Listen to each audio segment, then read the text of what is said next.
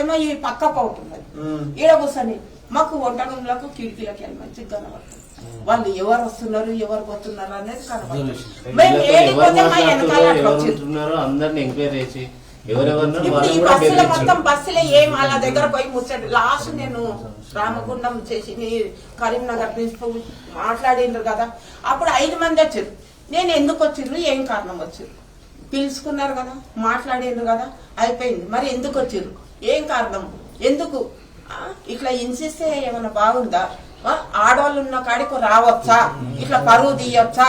Ladies దగ్గరకు వచ్చి మీరు ఇట్లా న్యూసెన్స్ చేస్తే ఎట్లుంటది, ఎట్లుంటది? లేడీస్ ఉన్న కాడ ఇదే నా పద్ధతి, కోట్లు కోసి కొట్టే వస్తుందా పరువు అని నేను గట్టిగా మాట్లాడితే నన్ను ఏమన్నారు, నువ్వు కూర్చోమ్మా, కూర్చో నువ్వు వణికిపోతావు, నువ్వు కూర్చో అంటే కూర్చునే మాట్లాడినా. నేను షాప్ల కాడికి పోయి, ఈడ షాప్ ఉంది, ఆ షాప్ల కాడికి పోయి ఆరినొకరు నిన్నొకరు పిలుచుకొని వాళ్ళకి ఏమేమి చేసిరో తెలియదు.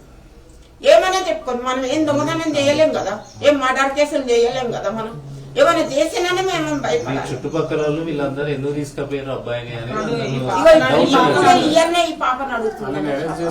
నేను ఆనే వాళ్ళు తీసుకుపోయిన పద్ధతి చూస్తే ఏదో చేసిండు. అది ఇక్కడ నుంచి ఆ రోడ్ వరకు టీ షర్ట్ పట్టుకొని లాక్కొని వేస్తారు, ఇటు నుంచి ఆ రోడ్ లాస్ట్ కార్నర్ వరకు నడుచుకుంటూ అట్లనే గుంజుకొని. అసలు ఈడైతే ఆ సిచ్యువేషన్ ఏంటంటే నాకు అర్థం కాదు. ఆ సిచ్యువేషన్ నా కళ్ళల్లో చూస్తూనే ఉంది. టీవీ కాడికి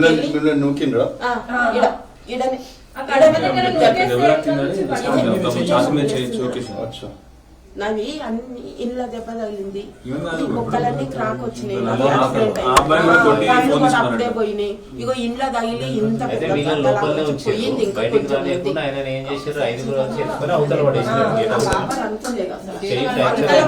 పని అయిపోయింది అన్నారు.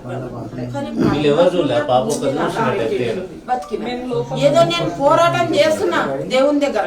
ఇప్పుడు కాళ్ళ రాడే ఉంది, నేను అబద్ధం కాదు. ఇగో ఈడికెళ్ళి ఉంది నాకు రాడి. అట్లా నొక్కేస్తున్నారు నన్ను, ఇరిగిపోయిన బొక్కలు దాన్ని నన్ను పడేసారా అని అంటున్నారు. 2 సార్లు పట్టుకుని ఇక నేను అప్పుడే ఇలా గట్టిగా ఇద్దరు కలిసి లేడీస్ అంతా దెబ్బ తల్లి 20 రోజులు నాకు బయటికి రాలేదు ఊపిరి.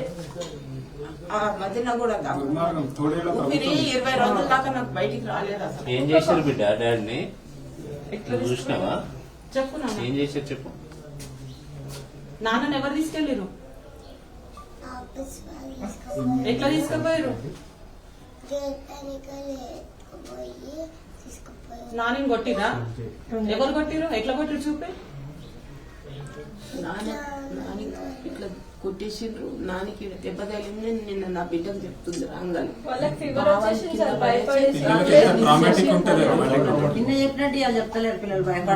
భయమైంది. నా పిల్లలకు జ్వరం వచ్చేసింది. ఇవాళ లొల్లి పెట్టి ఏడుస్తున్నారు ఇద్దరు. ఇల్లు తింటున్నారు, మేమందరం ఒక్కసారి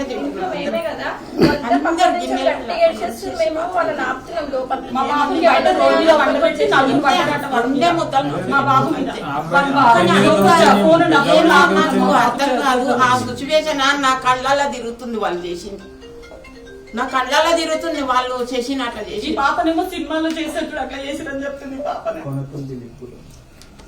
అంత ఘోరంగా చేసిండ్రు. ఏడవద్దు, ఏం కాదు. మీ డాడీ మేమందరం ముందు మంచి, మీ డాడీ చాలా మంచివాడమ్మా. అందుకే ఇలాంటి మూర్ఖులు వాళ్ళు అస్సలు వాడు బాధపడదు. Feel great. ఆడోళ్ళే ఉన్నారు, డాడీ మంచిగా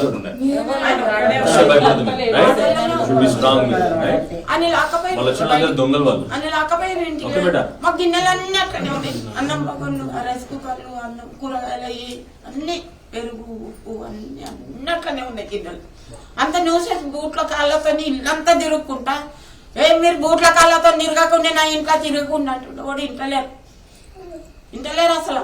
ఆ లేడీస్ ని తీసుకొని ఎందుకు వచ్చిర్రు? నేను ముందు చెంకలేను కదా.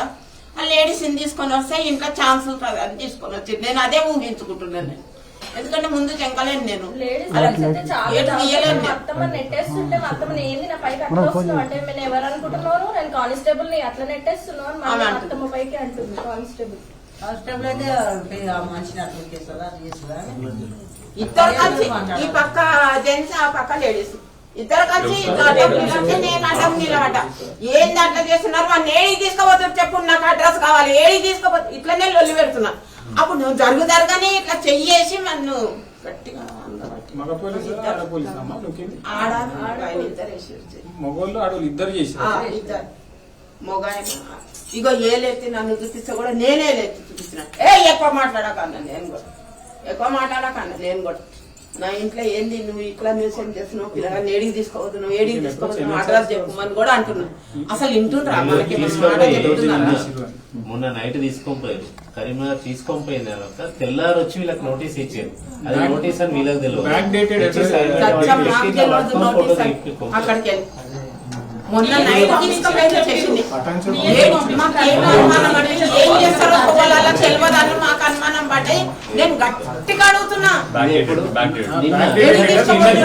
అడుగుతున్నా నేను బయట పోయి. అందుకే నన్ను దొబ్బేసి కదా, ఆ గడప ముంగటే దొబ్బేసి. ఏడి తీసుకోవచ్చు, రెడీ తీసుకోవచ్చు, నాకు అడ్రస్ చెప్పుండే. అది తప్పయింది, అమ్మా మీరు ఎవ్వరు భయపడకుర్రి, అధైర్యపడకుర్రి, ఎవ్వరు అధైర్యపడకుర్రి. కేసీఆర్ గారు, కేటీఆర్ గారు, హరీష్ రావు గారు పర్సనల్ గా పంపించారు మా ఇద్దరిని. మొత్తం బీఆర్ఎస్ పార్టీ మీతో ఉంటది, కేసీఆర్ గారి నాయకత్వం అందరు మీతో ఉంటారు. బతుకుతున్నదే టీఆర్ఎస్ పార్టీ మా ఎంబడున్నది, మాకు సాయం చేస్తుందనే బతుకుతున్నాం. 100% అట్లనే బతుకుతున్నాం, అదే ధైర్యంతో బతుకుతున్నాం. మేము అన్యాయం చేయలే ఎవరికి, మేము ఎవరికి పాపం చేయలే, మాకు అవసరమే లేదు. అది భగవంతు ఇచ్చిన ఒక రొట్టెనే చాలానే బతుకుతున్నాం. మోసం చేసే పనులు ఇట్లాంటి అబద్ధాలు ఆడడం మన చేత కాదు. నమ్మకం మీద వంటలు చేసి టిఫిన్లు పంపుతుందా, కూర్చొని ఉంటాయి 100 మంది కొండతో కూర్చున్నాం కదా. వండి టిఫిన్లు పంపుతుందా? నా వంట తిన్నోళ్ళంతా మురుగుతారు, ఎంత బాగా చేస్తుంది. అన్ని సామాన్లు ఉన్నాయా, నువ్వు క్యాంటీన్ చేసే వస్తువులు ఉన్నాయా నీ దగ్గర అంటే చూసుకుంటూ ఉన్నాయా? ఉన్నాయి మరి కాబట్టి మీ మీద దౌర్జన్యం చేసారు. ఎక్కువనే ఇస్తాయి ఎవరికి, క్యాంటీన్ చేసిన తక్కువ పడేటట్టు నన్ను యాడ్ చేసేటట్టు. ఇప్పుడు నా శశి ఎట్లా పేరు తెచ్చుకుంటుండో నేను అదే పేరు తెచ్చుకున్నా కాబట్టి నా మూలకం నా శశికొచ్చింది. మీ శశి అందరికి తమ్ముడు అమ్మా, మేమందరం కాపాడుకుంటాం. నాకంత ఉంటే చాలునైనా మీ తమ్ముడు అనుకోండి. మంచి కొడుకులు కన్నావు, మంచి ఉద్యమకారుడు, మా అందరు కూడా చాలా సన్నిహితుడు, అన్ని మేము కాపాడుకుంటాం. సరేనమ్మా, నీకు కూడా నీకు ధైర్యానికి మేము అందరం కూడా నీ ధైర్యాన్ని మెచ్చుకుంటా ఉన్నాము, సీరియస్ వచ్చి ఆలోచిస్తా ఉన్నాము. పిల్లగాన్ని చూసుకునే బాధ్యత మాది, శశిని మేము చూసుకుంటాం. కంటికి రెప్పలాగా కాపాడు. నేను ఎల్లకాలం ఉండేదాన్ని. నువ్వు ఒకటే ఏంటంటే నువ్వు ఉండాలి. ఖచ్చితంగా శశిని చూసుకునే బాధ్యత మాది, బీఆర్ఎస్ పార్టీది. గ్యారెంటీగా చూసుకుంటాం, మేము అందరం వండుకుంటాం. ఏమి అధైర్యపడాల్సిన పని ఏం లేదు.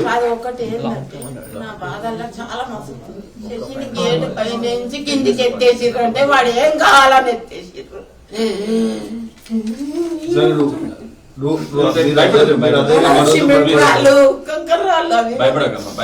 తీట బయలుపోయిండే కొడుకు లేదానికే ఈ పిల్లలు ఉన్నారు, పెళ్ళా ఉందని నేను ధైర్యం చేసి ఫుల్ ధైర్యం ఇచ్చిండు దేవుడు. మీ అబ్బాయి మంచిగా చేసింది తప్ప ఎవరికి చెడు చేయలేదమ్మా, అతనికి ఏం కాదు. 100 మంది వచ్చినాం, ఏం కాదు. ఖాళీలో కూడా ఎవ్వరు ఏం అనుకునేది ఏమి ఉండదు. మనం ఏం చేసింది ఏం లేదు.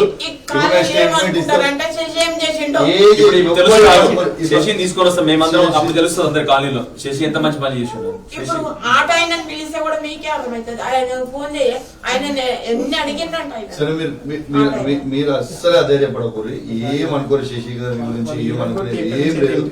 మంచోడు. వచ్చిన తర్వాత మనం తీసుకొని వద్దాం మంచిగా.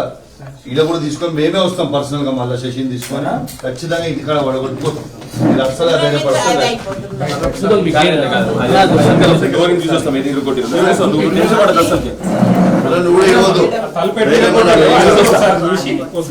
ఇప్పుడు లోపలికి గొల్లెం పెట్టేటట్టు లేదు.